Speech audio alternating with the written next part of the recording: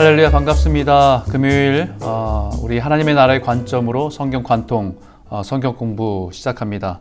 오늘 벌써 6번째 시간입니다. 이제 역사서 2번째 시간으로 들어가게 되는데요. 우리가 성경을 여러 번 읽었지만 그래도 관점을 분명히 이해하고 성경을 볼 때 치우치지 않고 또 오해하지 않고 우리의 신앙의 근거로 삼을 수 있을 것 같습니다.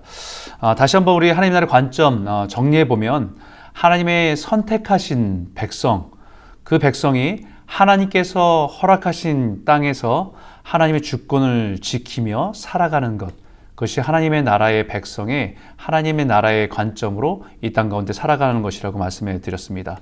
그래서 하나님의 통치에 순응하며 살아가는 나라, 그것이 하나님의 나라라는 관점이라는 거죠. 성경을 우리가 66권의 많은 성경이 있는데, 이것을 우리가 하나님의 나라의 관점으로 이렇게 조명해 보면 이 그림이 제일 중요하다고 말씀드렸잖아요. 피자 8조각처럼 이렇게 구약과 신약이 이 흐름 가운데 함께 배치되어 있고 또 대칭되어 있다는 것을 우리가 발견할 수 있습니다. 하나님 나라의 시작에서부터 하나님 나라의 완성에 이르기까지 성경은 큰 줄기로 이어져 있다는 것을 말씀하고 있죠. 모세오경, 창출, 레민, 신, 이 5가지 모세오경은 하나님의 나라의 시작을 보여줍니다. 하나님 나라의 백성을 어떻게 이뤄가시는 것인가, 그리고 그 백성에게 약속하신 그 땅을 이뤄가시도록 인도하시는 그 모습 뿐만 아니라 그 백성들이 그 땅 가운데 살 때에 하나님의 주권을 지키며 살아가도록 주신 율법, 하나님의 법이 무엇인지를 보여준 것이 모세오경에 고스란히 다 담겨져 있습니다. 역사서, 여호수아, 사사기, 룻기, 사무엘 상하, 열왕기 상하, 역대 상하, 그 다음에 이제 포로기로 끌려가게 되면 이제 에스라, 느헤미야, 에스더까지, 여기는 하나님의 나라의 발전 과정이라고 할 수 있습니다. 하나님의 나라의 백성으로서 그 땅 가운데 살아갈 때에 하나님 주권을 지키고 살 때 확장되지만, 그렇지 않을 때는 그 쇠퇴하고 갈등하고 혼돈을 겪는 그 역사를 보여준 것이 역사서의 모습에 그대로 담겨져 있습니다. 시가서는 욥기, 시편, 잠언, 전도서, 아가서인데 시대별로는 너무 다르고 또 특별한 관점들이 있긴 하지만 여기에는 개인적인 자신의 경험들을 많이 담고 있는 것처럼 보입니다. 하지만 이것을 묶어서 설명해 드리면, 하나님의 백성으로서 하나님의 다스림 가운데 있는 사람들의 경험과 지혜라고 할 수 있습니다. 선지서 17권, 대선지서와 소선지서로 나눠지게 되는데요. 여기에는 선지서들이 분량에 따라서 구분되긴 하지만 그 안에 2가지 큰 기둥이 있다고 말씀드렸죠. 하나는 이스라엘 백성들에 대한 심판에 대한 엄중한 경고, 또 하나는 그럼에도 불구하고 하나님께서 포기하지 않으시고 새 언약을 주셔서 그 소망을 주시는 메시지가 2가지가 있다는 겁니다. 그 소망의 메시지가 결국은 복음서를 통해서 예언된 예수 그리스도 메시아를 통해서 이루어지고 하나님 나라가 성취되었음을 선포하면서 시작하는 것이 신약입니다. 그래서 세례 요한과 예수님의 메시지가 회개하라, 천국이 가까웠느니라, 회개하라, 하나님의 나라 가까웠느니라는 말씀으로 예수님의 모든 사역은 이 땅 가운데 하나님 나라의 통치 가운데 이루어질 때 병들이 치유되어지고 자유케 되고 하나님 다스림 가운데 있는 그 모습들을 그대로 보여주는 것들이 예수님의 사역을 통해서 보여줬던 것입니다. 역사서는 그렇게 이 복음을 받아들인 사람들이 이 하나님 나라의 다스림 가운데 하나님의 백성이 되어서 확장되어가는 모습이 사도행전을 통해서 교회가 세워지고 복음이 선포되어지는 일들이 보여지는 것입니다. 서신서는 바울 서신과 일반 서신으로 21권으로 이루어져 있고요. 교회나 개인에게 쓰여진 편지지만 하나님의 백성이 된 사람들의 신앙으로 여러 가지 상황 가운데 경험되어지는 신앙과 삶을 그대로 담고 있습니다. 마지막 예언서 계시록 한 권에는 하나님 백성의 영적 전쟁, 그리고 결국 하나님 나라의 완성을 보여주는 사건을 담고 있는 것이 이 성경 전체 66권을 관통하고 있다는 것을 볼 수 있지요. 지난주 역사서 일부에 해당되는 여호수아, 사사기, 룻기를 먼저 살펴보았습니다. 그리고 뒤에는 오늘 사무엘 상하를 살펴보고요. 다음 주에 열왕기 상하, 역대 상하, 그 다음 주에 에스더, 느헤미야, 에스더를 살펴보게 되는데, 사실은 이 책에서는 역사서 1과 역사서 2로 나눠서 우리에게 좀 쉽게 설명을 하지만 조금 이것을 좀 구체화해서 다시 한번 설명드리는 게 좋겠다 싶어서 저는 4파트로 나누어서 여러분들에게 이 역사서를 설명해 드리려고 합니다. 역사서는 하나님의 나라의 원리를 모세오경에 잘 표현되어 줬다고 한다면 이스라엘 백성들의 역사 속에서 이 하나님 나라의 원리가 어떻게 적용되었는지를 잘 보여주는 것입니다. 우리가 한국의 역사도 잘 모르지만 또 이스라엘 역사를 왜 봐야 되냐라고 하는 분도 있을 겁니다. 이건 한 나라의 역사를 공부하는 것이 아니라 우리가 하나님을 믿는 백성으로서 하나님의 나라의 원리를 우리가 이스라엘이라고 하는 역사 속에서 비추어서 보는 것이지요. 그래서 역사서를 두 권보다 네 파트로 좀 구분해서 좀 더 자세히 살펴보기 원하는데, 여호수아, 사사기, 룻기를 살펴봤듯이 여호수아는 승패의 갈림길이 하나님의 주권과 하나님의 그 주권을 지킴을 통해서 순종과 불순종을 통해서 성패가 달려 있다는 것을 보여주셨습니다. 그 대표적인 사건이 여리고성과 아이성입니다. 많은 정복기의 정복의 사건들이 있지만 여리고성은 불가능해 보이고 정말 감당할 수 없는 그 현실 앞에 하나님의 주권을 지키고 100% 완전한 순종을 이룰 때에 놀라운 기적과 능력을 행해서 승리하게 하신다는 것을 보여준 대표적인 사건이 여리고성이고요. 아이성은 우리의 인간적인 생각으로 계산으로는 분명히 우리가 분명히 우세이지만 그 현실 속에서 하나님의 주권을 지키지 않고 내 생각대로 살아갈 때 결국은 그 앞에서 실패할 수밖에 없었다는 것을 보여주는 대표적인 사건입니다. 그래서 그것이 하나님의 주권을 지키느냐 안 지키느냐, 순종하느냐 불순종하느냐에 따라 그 정복의 모든 것들이 달려있음을 고백했고, 또 여호수아가 마지막 유언처럼 백성들에게 남겨주고 싶은 메시지는 한 가지였습니다. 그것은 여호와 한 분만을 믿고 의지하고 그 주권을 지키며 살아가라 라고 하는 것이었죠. 결국은 그 유언에도 불구하고 여호수아가 죽은 이후에, 그 역사들을 보았던 장로들이 다 죽은 이후에 분배된 그 땅에서 각 지파별로 맡겨놓지만 그 지파별로 그들과 함께 그 땅에 정착하는 과정에서 죄와 타협하고 우상과 타협으로 인해서 혼란을 겪게 되고 고통을 겪게 되면서 오히려 그 땅에서의 살아가는 자체가 어둠 가운데, 고통 가운데, 혼돈 가운데 있는 모습을 보여주는 것이 사사기였습니다. 룻기는 개인 한 여인의 신앙의 모습을 보여주는 것이 아니라 그 여인을 통해서 그 어둠 가운데 있는 소망 없는 그 사사기 시대에 하나님께서는 한 줄기 소망을 비춰주는 사건이 한 여인을 통해서 보여주는 것이지요. 그래서 그 여인이 그 나오미의 시어머니에게 고백했던 것처럼 어머니의 백성이 나의 백성이 되고 어머니 하나님이 나의 하나님이 됩니다라고 하는 하나님의 주권으로 들어가 하나님의 주권을 지키는 백성이 되겠다라고 하는 믿음으로 하나님이 그 인생을 열어주시는 그 사건을 보는 것이 룻기였다고 말씀할 수 있습니다. 이제 오늘 여러분과 함께 사무엘상하를 살펴보게 되는데, 사무엘 또한 그 사사기의 흔적들이 남아있는 그 시대 속에서 하나님의 사무엘을 순종을 통해서 하나님의 통치와 다스림이 이루어지는 다윗 왕국의 시대까지를 보여주는 것이 사무엘상하의 관점입니다. 그래서 실제적으로는 하나님 나라의 주권이 인정되면 그 나라가 번성하게 되고, 하나님 나라의 주권을 거부하고 내 마음대로 내 뜻대로 살아가면 그 땅마저도 빼앗기게 되는 원리를 이스라엘의 역사 속에서 여실하게 보여준다라고 할 수 있습니다. 역사서를 다시 한번 땅의 확장과 상실의 역사라는 이 그림을 가지고 다시 한번 되짚어 보면 하나님 나라의 흥망성쇠라고 할 수 있죠. 여호수아 시대 때는 가나안 정복이라는 것을 앞에서 놀라운 기적과 능력을 경험하면서 순종할 때 정복해 가면서 그 땅을 차지해가는 모습들로 보여졌지만, 사사 시대는 하나님에게 받은 약속의 땅을 가졌음에도 불구하고 하나님의 주권을 인정하지 않고 살아갈 때 고통스럽게 살아간다고 하는 그 모습들을, 그 땅에서도 쫓기고 또 갇히고 갈등하는 모습들을 보여주는 것이 사사시대다. 그리고 다시 룻과 사무엘의 작은 소망을 통해서 다시 하나님의 백성됨을 알게 하고 그 주권을 다스림 가운데 나아갈 때 회복하게 하시고 완성시켜 가시는 하나님의 모습들이 사무엘상으로 펼쳐지는 것을 보게 됩니다. 그게 가장 극치를 이뤘을 때가 다윗 왕국의 시대이죠. 그리고 나서 다시 솔로몬의 타락과 열왕들에게 또 나눠지면서 죄들을 통해서 다시 쇠퇴하는 역사로 흘러가다 결국은 망하고 포로기로 끌려가는 역사가 이스라엘의 역사로 보여주고 있습니다. 이 역사의 큰 그림이 다시 한번 이 굴곡이라고 있는 흥망성쇠라고 하는 그림 속에 다시 한번 살펴보면 여호수아 시대 쪽의 믿음으로 정복해가는 과정이 어떻게 보면 가장 하나님 나라에 흥하게 하는 역사의 모습을 보여주지 않았나. 그러나 사사기의 그 어려움 가운데 약속의 땅을 가졌음에도 불구하고 그 땅에서 하나님의 주권을 인정하지 않고 살 때에 그 점점 더 어두워지고 혼돈 가운데 있는 사사기의 망해가는 모습들을 보여주고 있습니다.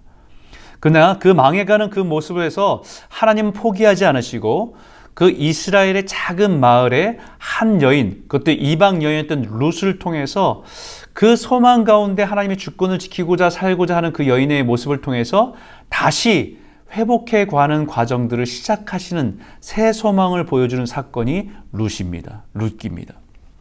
그리고 나서 사무엘의 작은 사무엘의 모습을 통해서 하나님의 백성을 알게 되고 또 하나님의 주권을 다스리는 가운데 나아가는 순종을 통해서 하나님의 주권 가운데 나아가는 하나님의 나라를 회복해가는 과정들을 보여주고 있다라고 하고 그 마지막 정점에 있는 것이 다윗 왕국의 시대 성입니다. 그러고 나서 다시 쇠퇴기로 들어가는 것이 솔로몬의 타락이 있겠죠. 우상이 들어오고 많은 여인들 정략 결혼하고 하는 모습들로 혼돈 가운데 다시 그 나라가 쇠퇴하는 모습들을 보여주고 있는 것이 이스라엘의 역사다라고 할 수 있습니다. 자, 그러면 오늘 사무엘 상하를 좀 집중적으로 살펴보기를 원하는데 사무엘상을 하나님 나라의 관점의 의미에서 다시 정리해 본다고 한다면 이렇게 볼 수 있습니다. 하나님의 주권의 회복이다. 하나님의 주권의 회복이다. 사무엘상의 배경은 사사기의 혼란과 실패 속에 여전히 놓여 있습니다. 그 속에서 하나님의 주권을 회복해가는 역사를 보여주는 것이 사무엘상하다 이렇게 이해하시면 될 것 같아요. 그래서 중심 구절은 이 말씀이에요. 내가 보는 것은 사람과 같지 아니하니 사람은 외모를 보거니와 나 여호와는 중심을 보느니라. 여러분, 중심을 보신다는 것은 하나님을 향한 마음과 태도입니다.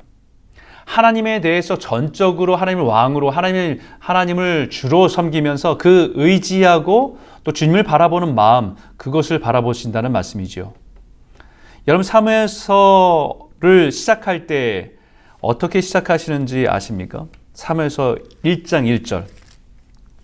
누구의 이야기가 나오죠? 사무엘의 어머니 한나의 이야기로 사무엘 상하가 시작되지 않습니까? 그 시작이 이렇게 돼요. 에브라임 산지 라마다임 소빔의 에브라임 사람 엘가나라고 그 아버지를 소개하는 부분으로 시작됩니다. 에브라임 산지라고 시작됐어요. 거기에 사는 엘가나.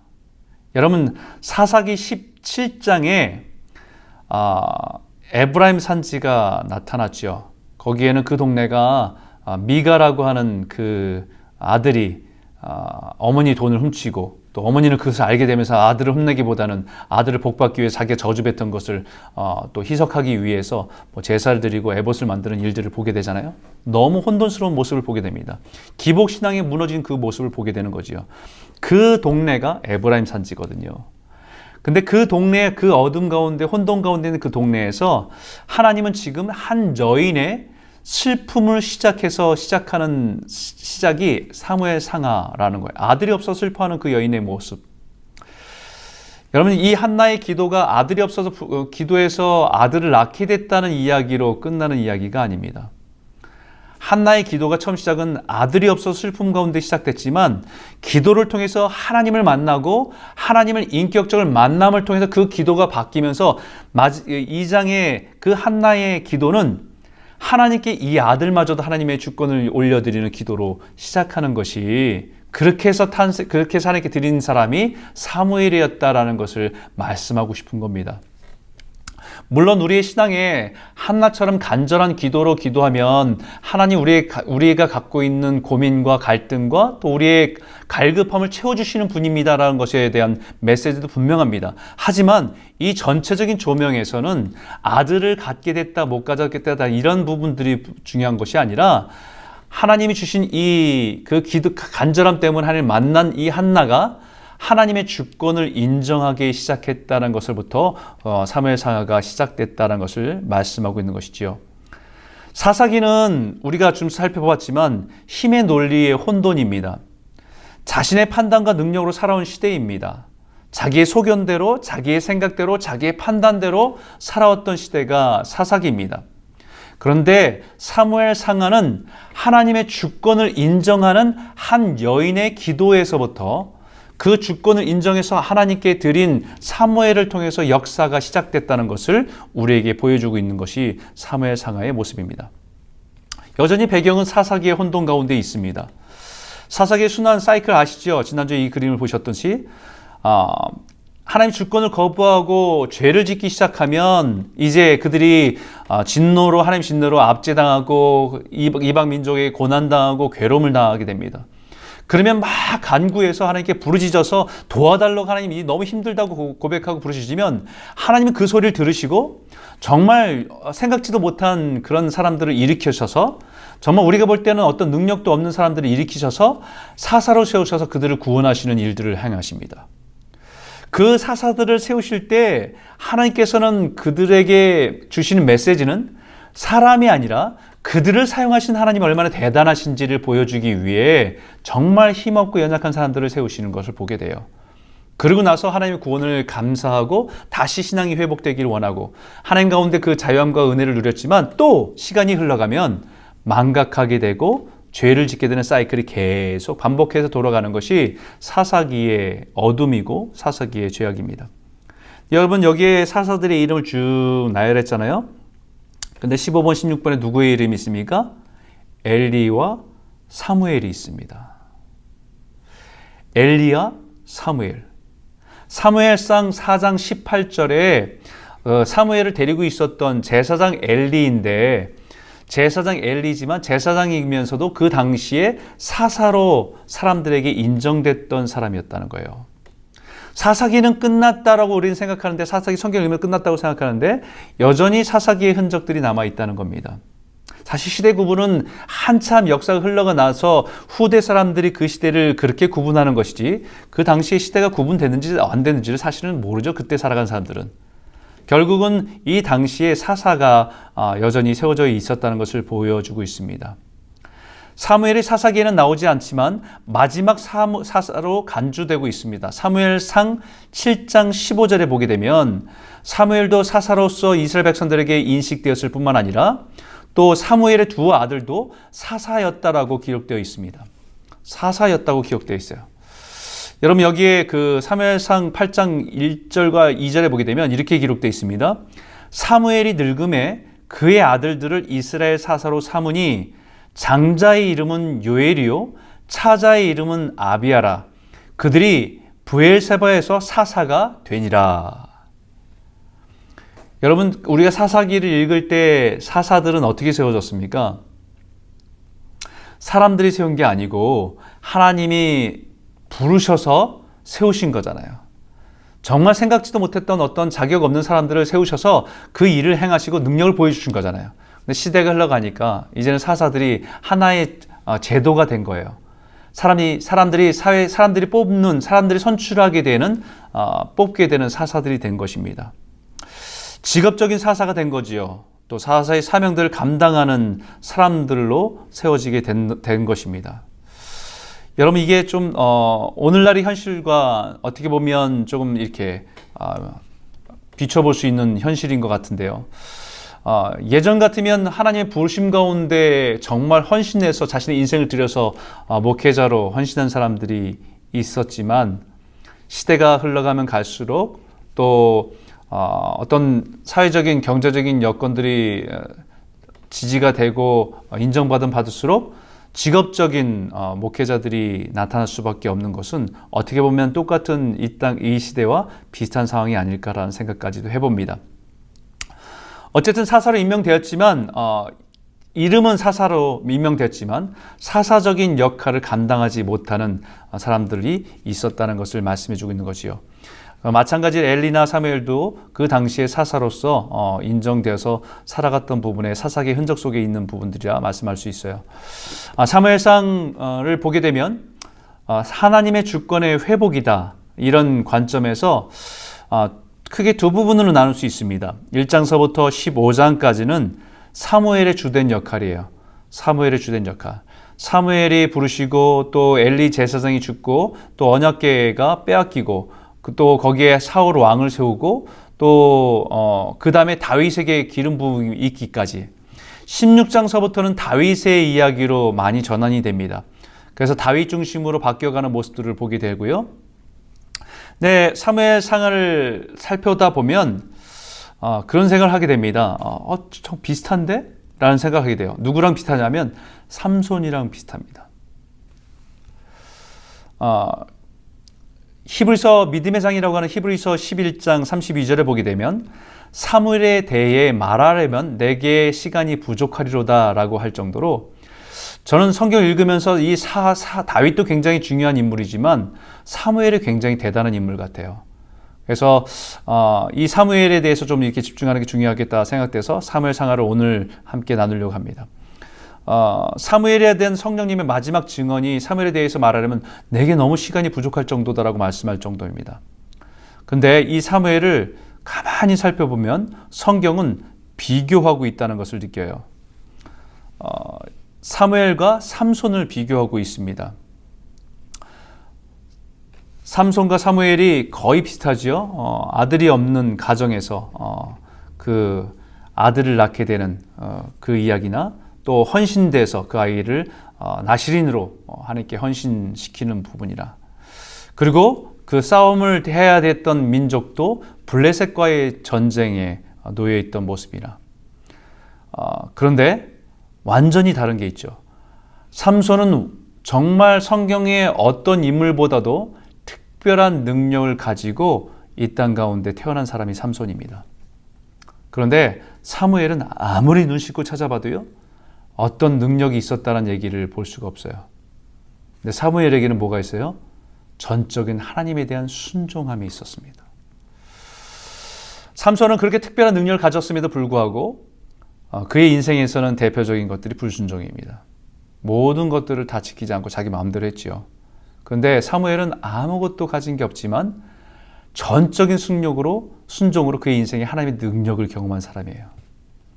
그리고 삼손은 20년 동안에 그것도 방탕한 인생을 막 살다가 결국은 마지막에 다곤 신전에서 죽는, 순교하는 것처럼 죽는 모습이 있었고요.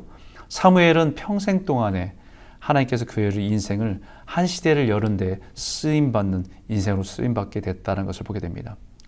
수많은 하나님의 전쟁이 치렀을 때 한 전쟁이 끝나고 다음 전쟁이 있을 때마다 자리를 지켰던 사람이 사무엘이었습니다.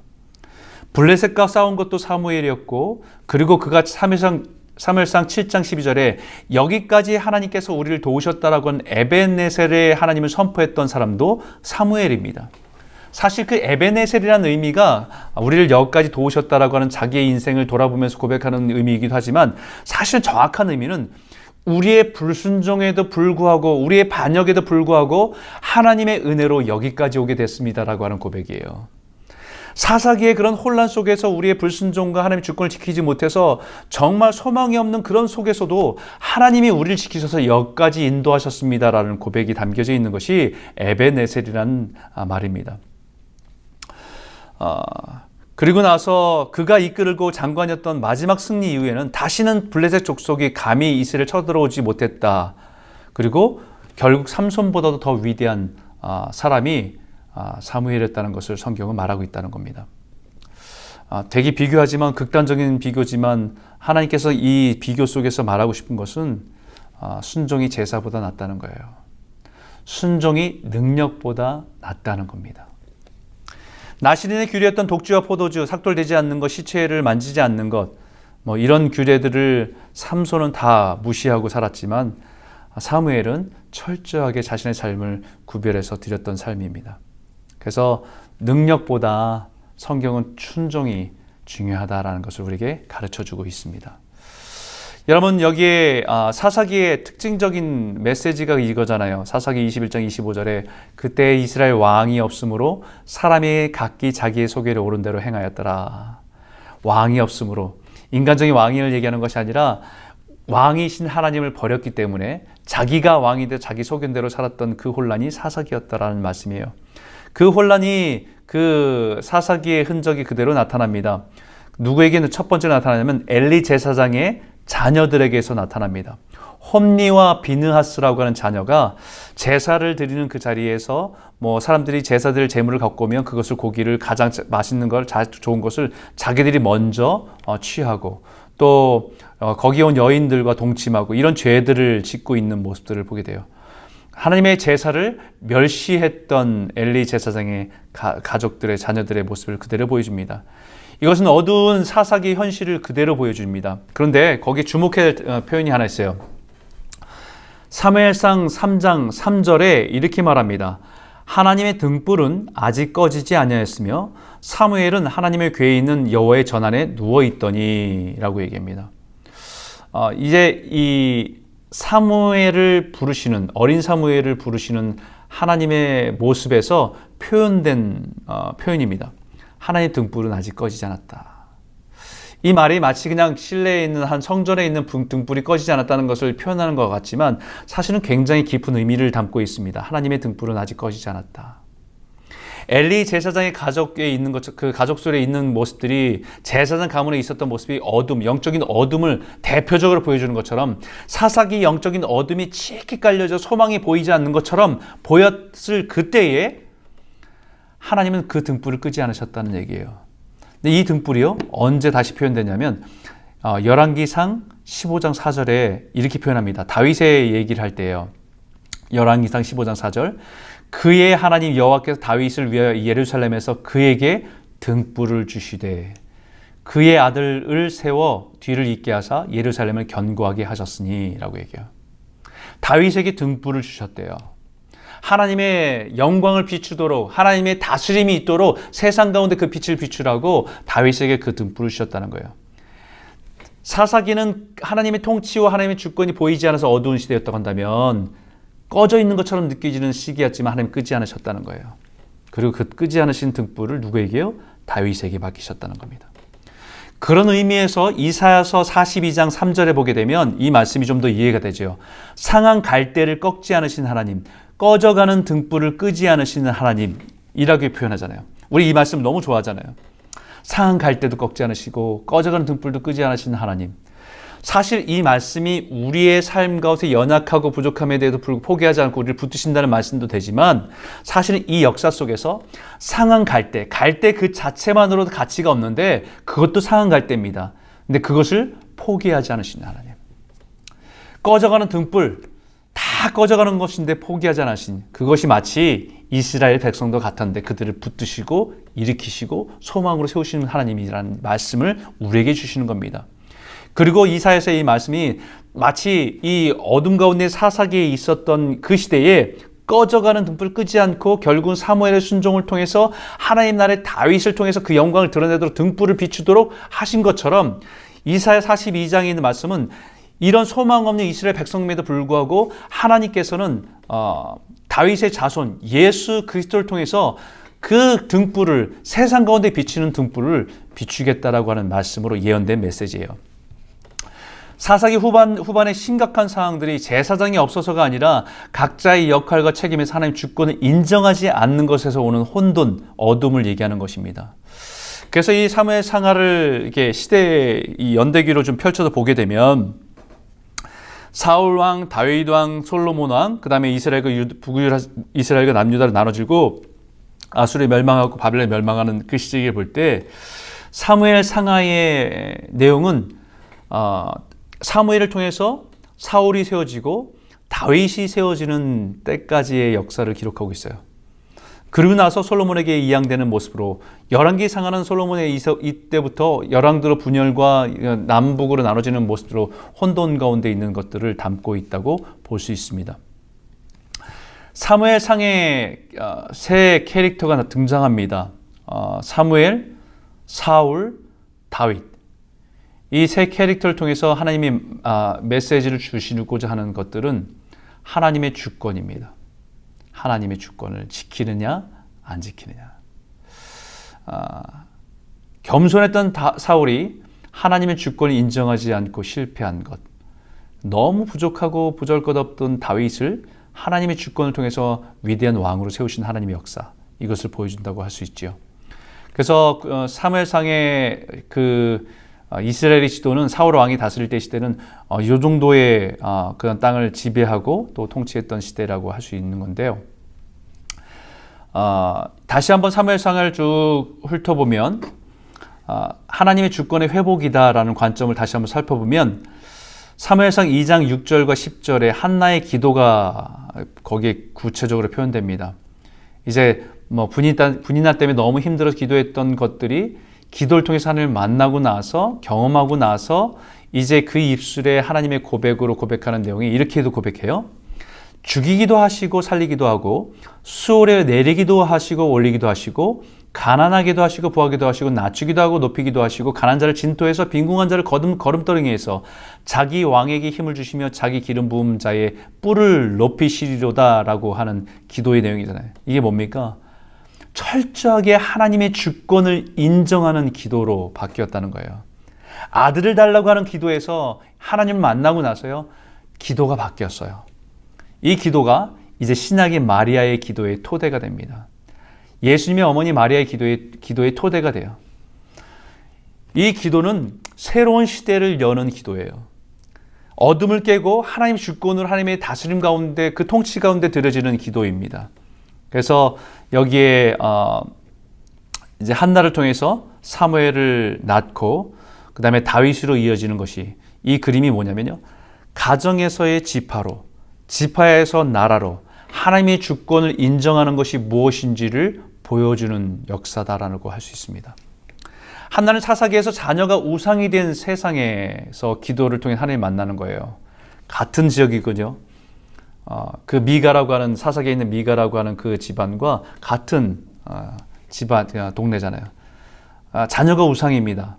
정말 하나님이 우상이 아니라, 하나님의 왕이 아니라 자녀가 우상이 된 그 지역에서 처음에는 한나도 그 자녀를 갖고 싶어서 기도한 기도지만 결국은 기도를 통해서 하나님을 만나고 주권을 인정하며 하나님께 맡겨버리는 그런 일들을 보게 되는 것입니다.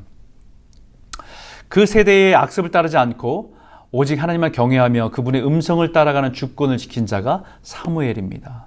그죠? 그 다음에 다윗은 오직 하나님의 영광에 싸우고 그 말씀을 따라 순종한 삶의 모습을 통해서 하나님 나라를 회복해가는 모습을 그대로 보여주고 있는 것이 사무엘상의 이 모습과 함께 있습니다. 좀 사무엘상의 내용들을 쭉 훑어보면 4장서부터 6장까지는 언약궤의 이야기입니다. 블레셋 전쟁에서 싸워야 되는데 그 이스라엘 백성들은 그 언약궤를 하나님의 주권을 지키는 자기 삶의 기준을 삼기보다는 전쟁터에 나가면 이것을 가지고 가면 승리하겠다라고 하는 어떤 미신적인 요소로 언약궤를 사용하고 있습니다. 결국 그 전쟁에서 엘리의 제사장의 아들인 홈리와 비느하스가 죽고요. 그 소식을 들은 엘리도 그 자리에서 목이 부러져 죽게 되죠.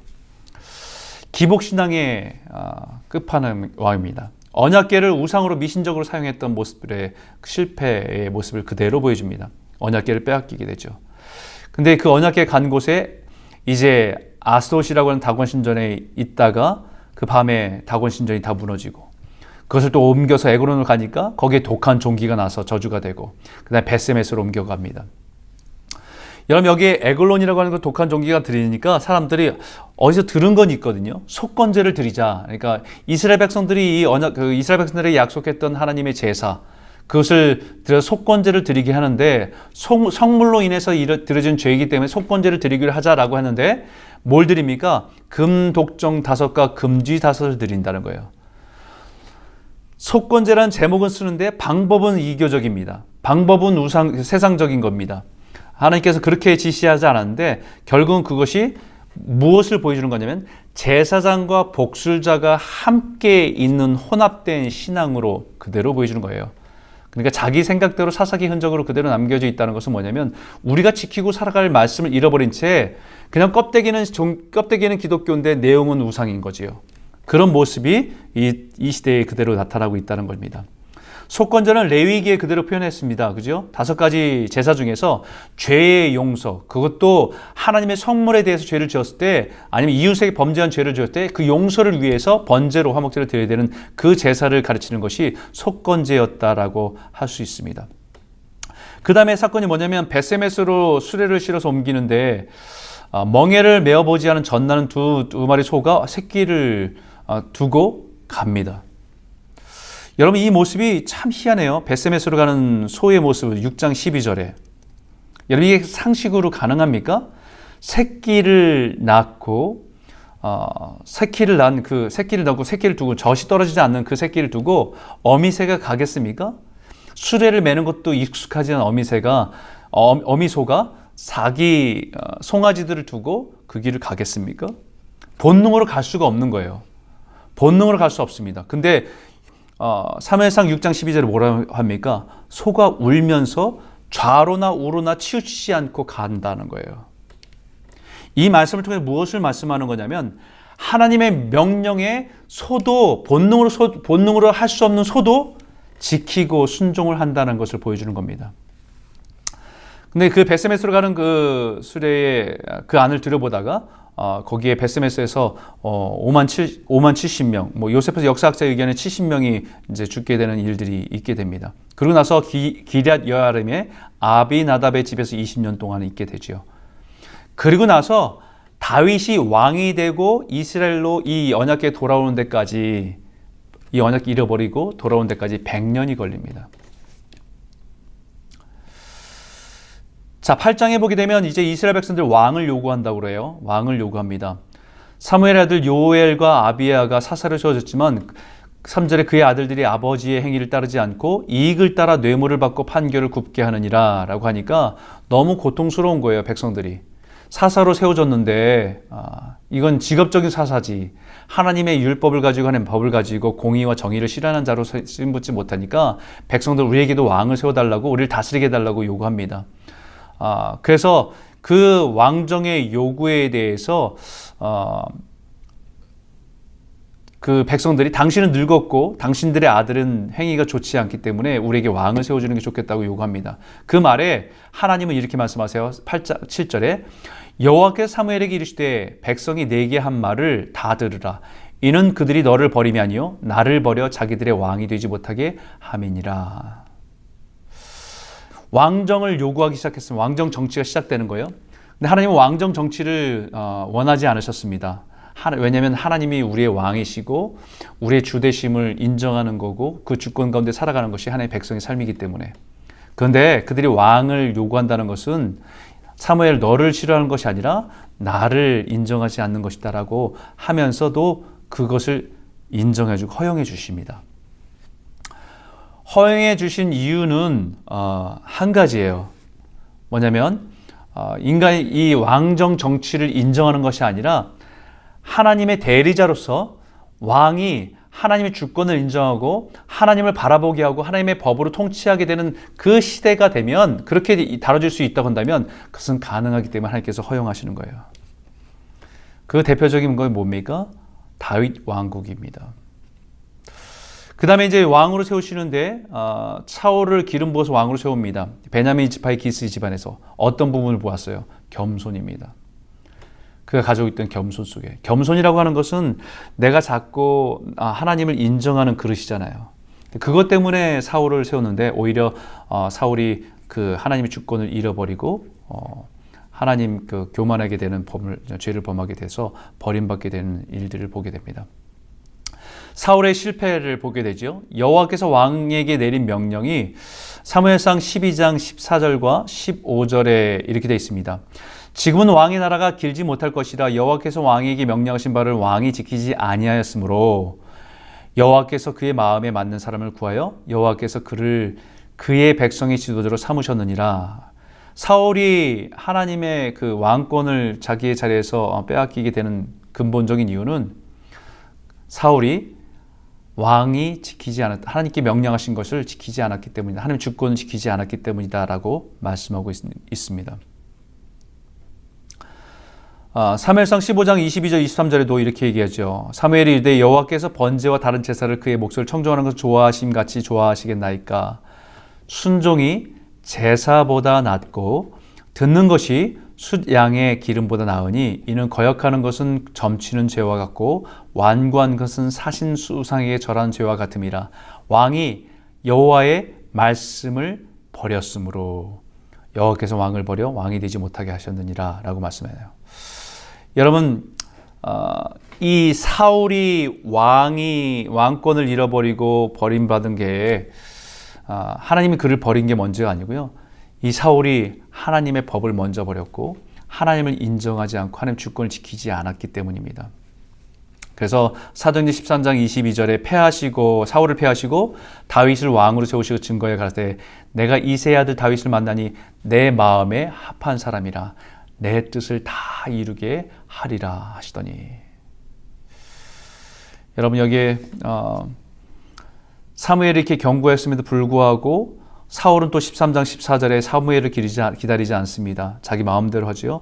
그 다음에 아말렉 전쟁에서 진멸하라고 했는데 진멸하지 않고 자기가 보기에 좋은 것을 감춰두고 또 그 전쟁을 자기를 위한 기념비로 세우는 거예요. 결국은 뭡니까? 사사기의 흔적으로 살아가는 거죠. 사사기의 영향력 가운데 그대로 살아가는 겁니다. 하나님의 주권을 지키고 하나님의 인정받은 왕으로 세움받아서 하나님의 주권을 인정하고 세상 가운데 그것을 드러내도록 부름받은 왕이 자기를 위한 삶을 살아요. 자기를 위한 기념비를 세우고요. 결국은 바벨탑의 반복이죠. 그것을 보면서 하나님 후회하십니다. 그리고 사무엘도 근심하고 부르짖습니다. 그리고 이렇게 17절에 얘기해요. 작게 여길 그때, 당신이 겸손하게 여길 그때에 하나님께는 당신이 이스라엘 머리로 삼아주셨는데, 여러분, 겸손은 하나님을 인정하고 주권을 지키는 것입니다. 사람들 앞에 굶신거리는 것이 겸손이 아니라 내 삶의 주인이 하나님이심을 인정하는 것이 겸손입니다. 그래서 16장에 다윗을 왕으로 기르는 부음을 하는 장면이 보여지게 됩니다. 엘리압과 아비나답과 산마를 이제 한 사람 한 사람 세우잖아요. 이새가. 그런데 이 사람도 아니고 저 사람도 아닌 거예요. 하나님께서 사인을 주지 않습니다. 그래서 나중에 또 없냐라고 부르니까 결국 그때 가서 얘기하는 것이 막내가 있는데 들에서 양을 치고 있다라고. 여러분, 이것도 상식적이지 않습니다. 이것도 상식적이지 않아요. 그 집안의 잔치인데, 사무엘이 와서 집안의 잔치인데 가장 귀엽고 연약한 아들을 들판에 내보내서 혼자, 그것도 인정하지 않은 채, 감춰둔 채, 결국은 추궁해서 하니까 결국 마지못해서 얘기하는 존재가 다윗이었다라는 것이죠. 왜 그랬을까라는 생각을 가지고 성경을 쭉 살펴보면 사무엘하 17장 25절에 보게 되면 다윗이 자신의 가족의 누이들의 이름들을 표현할 때 이새의 아들이라고 표현하지 않고요, 다른 사람의 이름을 언급합니다. 그것을 볼 때 이 이새의 삶 속에서는 좀 부적절한 그런 삶이 있지 않았는가라는 추정해 볼 수 있는 부분이 있고, 시편 51편 5절에 다윗이 자신의 죄를 고백하는 내용 중에 이렇게 되어 있습니다. 내가 죄악 중에 출생하였음이며 어머니가 죄 중에서 나를 잉태하였나이다 라고 얘기해요. 그러니까 죄악 중에 태어난 존재, 모태에 있을 때부터 나는 이미 죄인이었습니다 라고 하는 고백입니다. 이것이 그냥 누구나 다 죄인입니다 라고는 일반적인 그런 고백이 아니라 아버지와 어머니의 그런 불륜의 관계 속에서 태어난 존재였기 때문에 이새는 다윗을 보면서도 수치스럽게 생각하고 남한테 보여주고 싶지 않은 그런 아들이었다는 것을 유추해 볼 수 있습니다. 시편 27편 10절에도 다윗이 이렇게 고백합니다. 내 부모가 나를 버리는 한이 있을지라도 여호와께서는 나를 거두어 주실 것입니다 라고 고백하고 있어요. 그러니까 이런 정황들을 생각해 볼 때 왜 이새의 집안에서 다윗을 그 축제의 날에 멀리 보내서 양을 치는 곳에 숨겨둔 채로 알려지지 않고 감추고 있었는지가 좀 이해가 되죠. 어떻게 보면 그 외로움이, 그 상처가 하나님을 더 신실하게 의지하고 하나님 주권을 의지하게 하는데 하나님께서 그렇게 다듬어 가지 않으셨나 하는 부분들로 볼 수 있는 것입니다. 17장에 골리앗의 이야기가 있습니다. 골리앗을 무너뜨리면 재물과 딸과 세금을 텍스 프리를 해준다고 하는 제안을 할 때 거기에 이제 이 다윗이 나가서 골리앗을 쓰러뜨린 것이 있지요. 거기서 쓰러뜨린 기술이 뭡니까? 사자와 곰에게 행했던 돌팔매로 그것을 물리쳤던 것을 가지고 골리앗을 넘어뜨리게 된 겁니다. 18장에 보게 되면 사울의 두려움이 있습니다. 그리고 그 두려움은 결국은 죄의 두려움이죠. 하나님께로부터 끊어진 사람의 겪게 되는 두려움이고, 지혜에서 두려움을 바뀌게 되는, 아담의 죄가 두려움을 바뀌었던 것처럼 똑같은 그런 모습으로 비춰주고 있는 것을 보게 됩니다. 사무엘상 26장 11절에 보게 되면 다윗은 끝까지 자신을 죽이려고 했던 사울에게 하나님의 주권을 지킵니다. 자신의 생각으로 자기의 판단을 하지 않고 내가 손을 들어 여호와의 기름 부은 자를 치는 것을 여호와께서 금하시나니. 여러분, 이것을 볼 때 다윗의 결정은 철저하게 하나님의 원하심과 하나님의 말씀의 기준을 둬서 자신의 유익에 따라서 심지어는 자신의 생명을 유지해가는 것, 그 중요한 결정 앞에서도 하나님의 주권을 지키기를 원했던 모습으로 비춰주고 있다는 것입니다. 이것이 사무엘상의 마지막 끝부분이고요. 그 다음에 사무엘 하로 넘어가게 됩니다. 사무엘 하로 넘어가면서 여기에 이제 하나님 나라의 관점에서 이 사무엘을 조명해서 말씀해 보면 다윗 왕국의 명암이다. 그러니까 밝은 부분과 어두운 부분들을 보여주고 있습니다. 왕이 되어서 첫 번째로 한 일이 언약궤, 아비나답 집에서 20년 동안 있었던 언약궤를 빼앗긴 지는 100년 됐던 그 언약궤를 찾아오는 것이지요. 근데 그 언약궤를 가져올 때 오벳 에돔에서 복을 받았지만 그 궤를 메고 궤를 가져올 때 우사가 죽지 않습니까? 왜요? 손으로 대서 수레에 싣고 오는 것 때문에. 이 사건이 뭘 상징하는 거냐면 이 언약궤를 운반하는 것 자체도 우리의 생각으로 내 판단을 하지 않고 하나님이 말씀하신 대로 그 주권을 지키며 행해야 한다는 것을 말씀하고 있는 거예요. 다시 궤를 메고 베옷을 입고 에봇을 입고 춤추면서 다윗이 그 언약궤를 다시 가져오는 모습들이 있습니다. 7장에 가서는 나단이 이제 나단 선지자에게 이렇게 고백하죠. 나는 백형목 궁에 살고 있는데 하나님의 궤는 휘장 안에 있는 것이 안타깝다라는 그런 고백을 들으면서 당신 마음에 주신 대로 행하십시오라는 그런 메시지를 받게 되죠. 다윗 왕국의 명함, 사무엘 하를 그 중심 구절을 보게 되면 다윗이 어디로 가든지 여호와께서 이기게 하셨더라. 다윗이 온 이스라엘을 다스려 다윗이 모든 백성에게 정의와 공의를 행할세라고 얘기해요. 어디를 가든지 이기게 하셨더라. 하나님의 주권을 지키고 붙들고 있는 다윗의 인생에 어디로 가든지 승승장구하고 그 나라를 확장시키고 하나님의 통치가 이루어지도록 하나님께서 그를 통해서 정의와 공의를 행하셨다라고 하는 것을 보여주고 있고 하나님의 주권이 그를 통해서 실현되고 있음을 펼쳐서 보여주고 있는 것이 다윗 왕국의 모습입니다. 그래서 이 지도를 보게 되면 다윗 왕국의 확장된 모습입니다. 그 사울 왕보다 훨씬 더 많은 땅을 확장시켜서 하나님께 통치하게 되고 수많은 나라로부터 조공을 받고 또 수많은 나라로부터 평화를 유지하고 통치하게 했던 땅의 확장과 함께 있었던 하나님의 다스림 가운데 있던 그 나라의 흥망성쇠를 보게 되고 확장된 것을 보게 됩니다.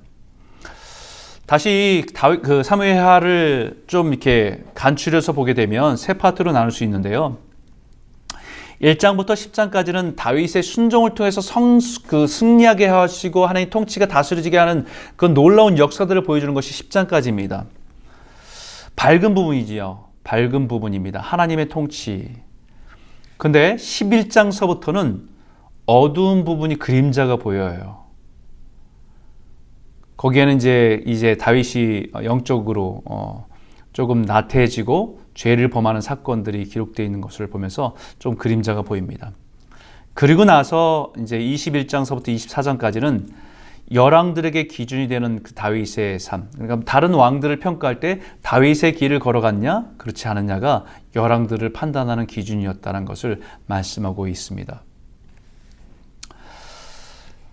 자, 여기 사무엘하 5장 2절과 3절을 한번 보면요. 이렇게 말합니다. 여호와께서 왕에게 말씀하시기를 내가 내 백성 이스라엘의 목자가 되며 내가 이스라엘의 주권자가 되리라. 헤브론에서 여호와 앞에 그들과 언약을 맺으며 그들이 다윗에게 기름 부어 이스라엘 왕으로 삼으니라 라고 말씀합니다. 헤브론에서 7년 6개월 동안의 유다의 왕으로 유다를 다스립니다. 그리고 나서 예루살렘 통치하면서 33년을 온 이스라엘과 유다를 다스리게 되는 왕으로 자정하게 됩니다. 여기에 이스라엘의 목자가 돼서 내가 이스라엘 주권자가 되어서 그 땅을 다스리고 섬길 수 있게 하신다라고 말씀하고 있어요. 사무엘하 5장 10절에서 12절에 만군의 하나님 여호와께서 함께 하시니 다윗이 점점 더 강성하여 가더라. 다윗이 여호와께서 자기를 세우사 이스라엘 왕으로 삼으신 것과 그의 백성 이스라엘 위에서 그 나라를 높이신 것을 알았더라. 다윗은 분명히 압니다. 자신의 능력이 아니라 자신이 하나님을 섬기고 하나님을 인정할 때 자신을 통해서 나라를 세워가신다는 것을 알게 됐다는 거예요. 알고 인정한다는 것입니다. 그래서 자기의 주권을 하나님께 인정하면서 살아가는 백성으로 살았다는 것을 말씀하고 있는 거지요. 여기 목자라고 표현하는데 목자는 양을 치는 일 아닙니까? 마치 목자가 양을 치듯이 왕으로서 백성들을 치는데 하나님의 백성을 다스리는데 하나님의 주권을 지키면서 하나님의 마음을 가지고 그 땅 가운데 하나님의 백성을 섬기는 일, 그것이 왕의 일이었다는 것을 말씀하고 하나님의 주권을 지키는 것이 우리의 일과 연결되어 있다는 것을 말하고 있습니다. 나단 선지자가 이렇게 사무엘하 7장 9절에 이렇게 말했습니다. 내가 너를 목장 곧 양을 따른 데서 데려다가 내 백성 이스라엘의 주권자로 삼고 네가 가는 모든 곳에서 내가 너와 함께 있어 내 모든 원수를 내 앞에서 멸하였은즉 땅에서 위대한 자들의 이름같이 내 이름을 위대하게 만들어 주리라. 하나님께서는 나단 선지자를 통해서 하나님의 약속을 다윗에게 언약하시는 거지요. 내가 너와 함께 있겠다. 그리고 네가 나와의 관계 속에서 그 언약을 지키고 율법을 지키고 살아가면 하나님께서 그 모든 것을 통치하시고 펼쳐주시고 또 너 이름을 조차 위대하게 만들어주겠다라고 하는 하나님의 약속입니다. 그런데 이제 이 밝은 부분들이 사무엘 하의 이제 10장, 11장서부터는 조금 어두운 그림자가 보이기 시작합니다. 11장 1절에 이렇게 말해요. 우리가 그를 잘 알고 있는 사건이죠. 밧세바를 취하는 사건인데 11장 1절에 이렇게 시작합니다.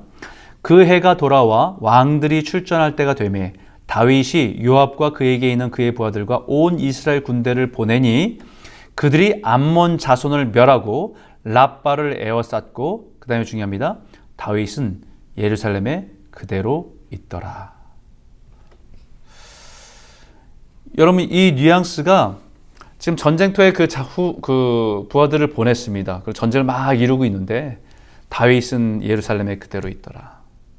옛날 같으면 다윗이 먼저 전쟁터에 나아가서 자기가 앞장서고 또 그 가운데 하나님의 통치를 하나님의 이름을 선포하면서 나아갔을 그 자리에 다윗은 예루살렘에 그대로 있더라. 그래 있을 수 있죠. 근데 뉘앙스는 그대로 있더라는 뉘앙스가 좀 그림자처럼 어두운 그림자처럼 보입니다.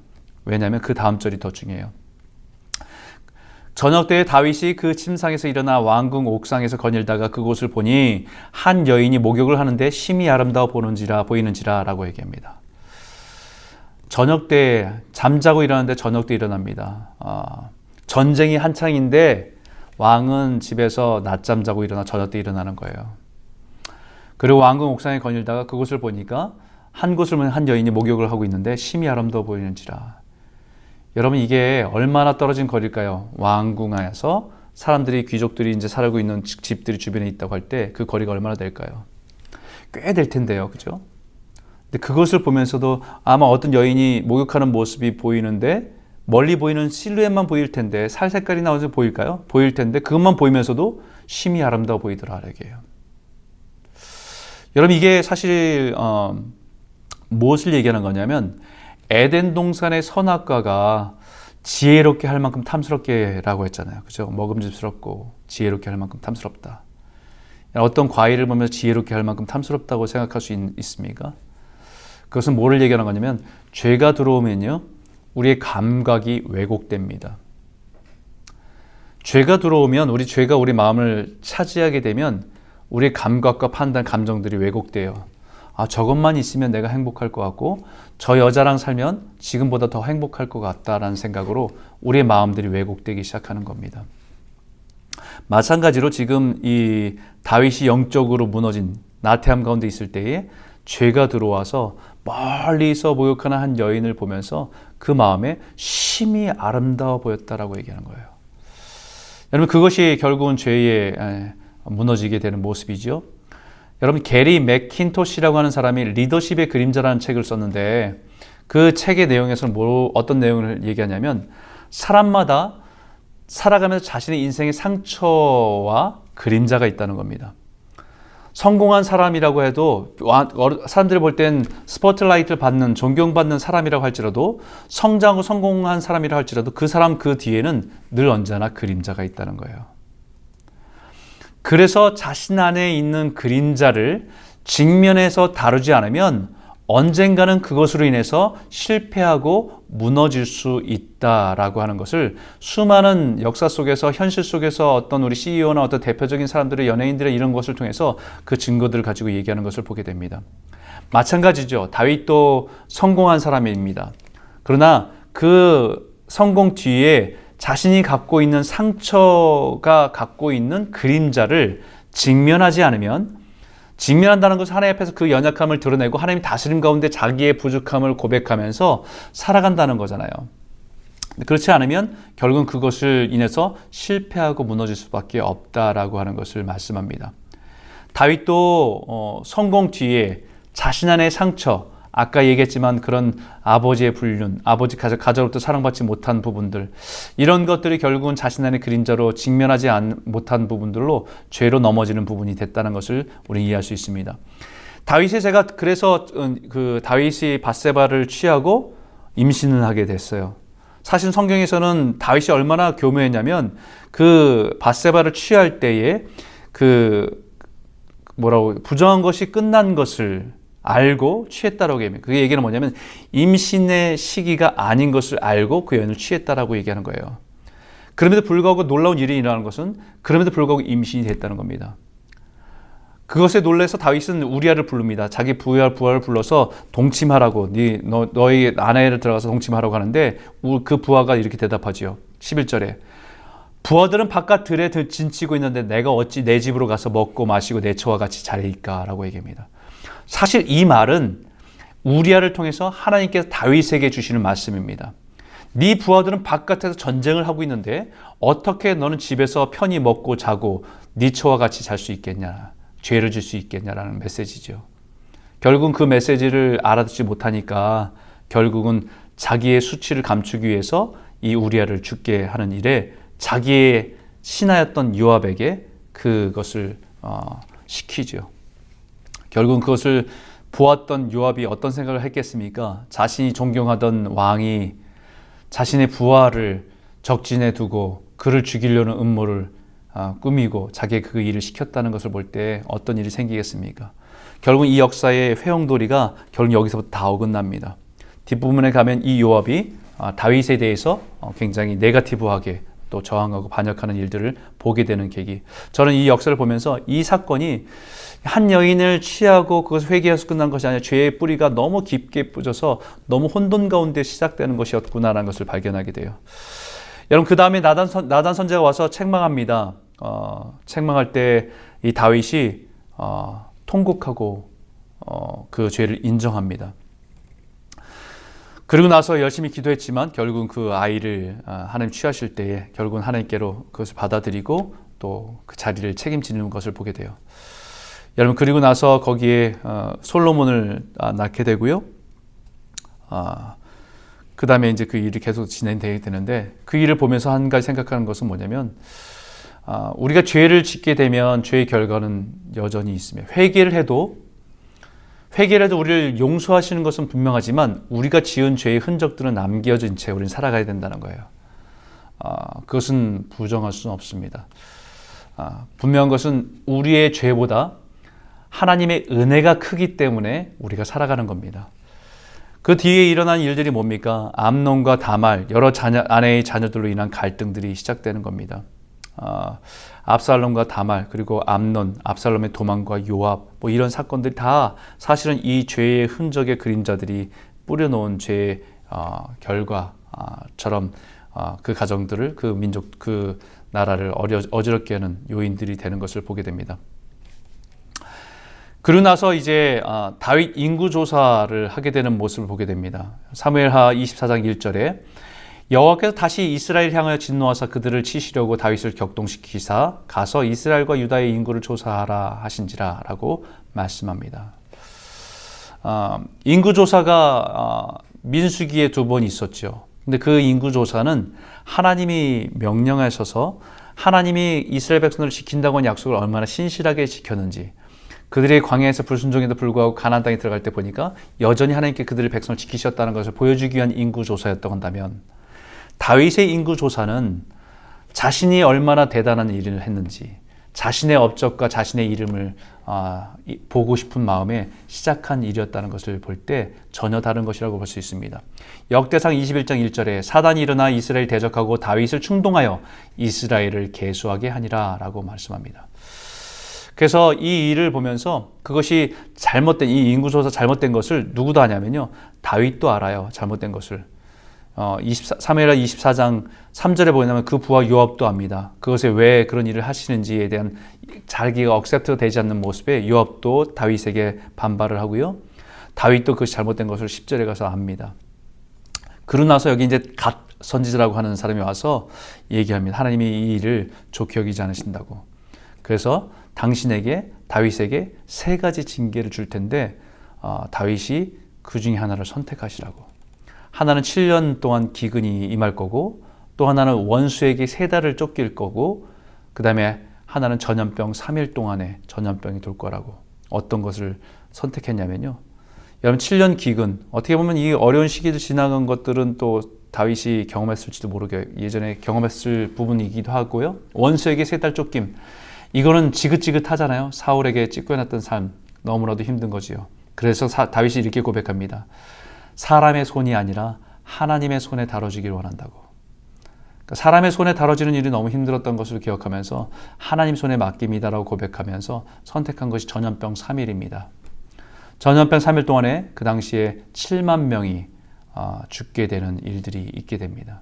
결국은 그 고통을 가지고 하나님께 번제와 화목제로 회개하면서 하나님께 나아가는 일들이 있었던 것이 사무엘하의 뒷부분에 있는 부분이죠. 이것이 사무엘상과 사무엘하에 있는 내용들입니다.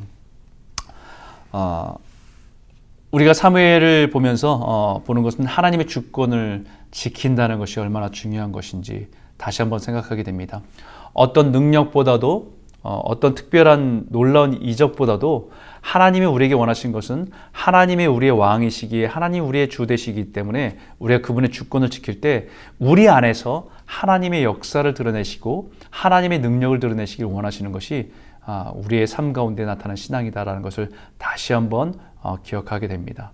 또한 우리가 또 한 가지 더 기억할 것은 우리의 삶 가운데는 놀라운 일들을 행하셔서 우리가 어떤 은혜도 받고 어떤 축복도 얻고 또 성공이라고 하는 사람들이 인정받는 자리에 있을 때 가장 조심해야 될 것은 뭐냐면 우리가 우리 안에 있는 보이지 않는, 우리가 인정하지 않았던 상처와 어떤 어둠들로 인한 어두운 그림자가 있는 것에 대해서 직면하고 하나님 이 부분을 도와주십시오, 다스려 주십시오, 주님께 맡깁니다라고 하는 그런 겸손한 모습들이 평생에 우리가 지키고 붙들어야 될 모습이 아닌가라는 생각을 하게 됩니다. 오늘도 이 사무엘 상하를 깊이 묵상하시면서 여러분들이 한 주 동안에 하나님의 주권을 인정하고 하나님께 순종의 길, 믿음의 길을 걸어갈 때 여러분 삶 가운데 하나님의 다스림과 형통함이 있기를 주의 이름으로 축원합니다. 오늘은 여기까지고요.